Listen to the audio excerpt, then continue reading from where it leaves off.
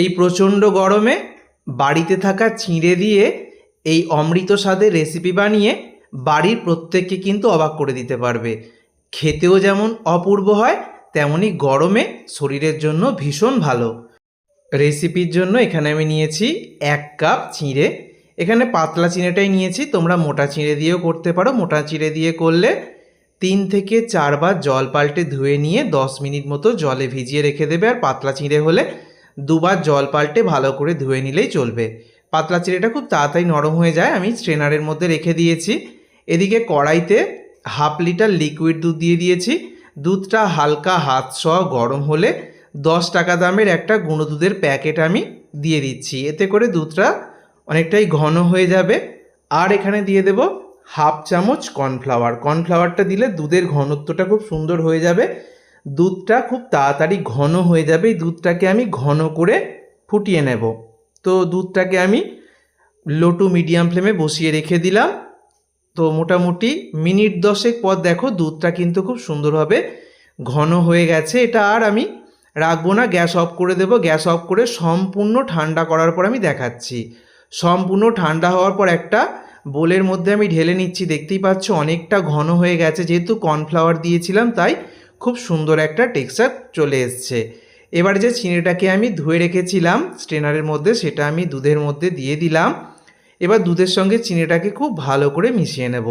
দুধের সঙ্গে চিনিটাকে খুব ভালো করে মিশিয়ে নেবার পর এটাকে ফ্রিজের মধ্যে রেখে ঠান্ডা করে নিতে হবে।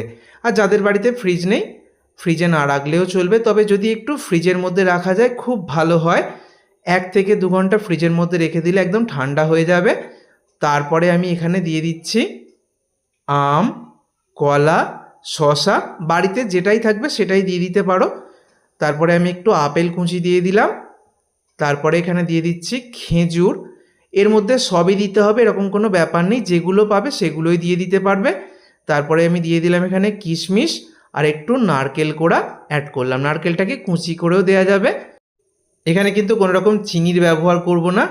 এখানে আমি খাঁটি মধু 2 চামচ দিয়ে দিচ্ছি। ভালো অর্গ্যানিক ভালো ব্র্যান্ডের মধু এখানে মিশিয়ে নেবে। এবার সব কিছুকে আমি একসাথে করে নিচ্ছি। মিষ্টিটা যেরকম রাখতে চাও কম বেশি করে নিতে পারবে, তবে চিনি কোনোভাবেই দেওয়া যাবে না। সব কিছুকে একসাথে মিশিয়ে নিলাম।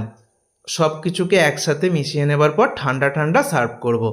এই প্রচণ্ড গরমে ঠিক যেভাবে আমি সার্ভ করেছি এইভাবে বন্ধুরা বাড়ির কাউকে দিলে সে কিন্তু প্রথমে দেখে অবাক হয়ে যাবে। যখন 1 চামচ মুখে দেবে তখনই কিন্তু একদম অমৃত স্বাদের অনুভূতি হবে।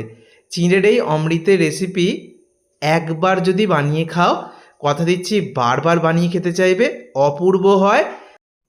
এখানে আমি ওপর থেকে একটু মিষ্টি দই দিয়ে দিচ্ছি। মিষ্টি দইটা চাইলে তোমরা চিঁড়ের সঙ্গে যখন দুধটাকে মেশাবে তখনও দিতে পারো। আমি আলাদা করে যখন সার্ভ করছি তখন আমি প্রত্যেকটা কাপের ওপরে একটু মিষ্টি দই, তার মধ্যে একটু নারকেল কোড়া, তার ওপরে আমের টুকরো আর সামান্য একটু বাদাম কুচি দিয়ে দিচ্ছি। এইভাবে আমি সাজিয়ে দিলাম। আর একটা খেজুরের টুকরো দিয়ে দিয়েছি। এইভাবে সাজিয়ে দিলে দেখতে খুব সুন্দর লাগে। আর চিঁড়ের এই অমৃত রেসিপি দুর্দান্ত স্বাদ হয়, ভীষণ উপকারও হবে শরীরের জন্য। কোনো রকম চিনি দেওয়া নেই। আর ঠান্ডা ঠান্ডা খেলে কিন্তু মন প্রাণ জুড়িয়ে যাবে। দেখতে যত সুন্দর হয়েছে, খেতে কিন্তু এটা তার থেকে অনেক বেশি সুন্দর। অবশ্যই আমি ঠিক যেভাবে দেখিয়েছি এইভাবে ভীষণ সহজেই রেসিপিটা বাড়িতে ট্রাই করো। আর কেমন হয়েছে আমাকে কমেন্ট করে জানিও। ভিডিওটাকে বন্ধুদের মধ্যে প্রচুর শেয়ার করো। সকলে সুস্থ থেকো। ধন্যবাদ।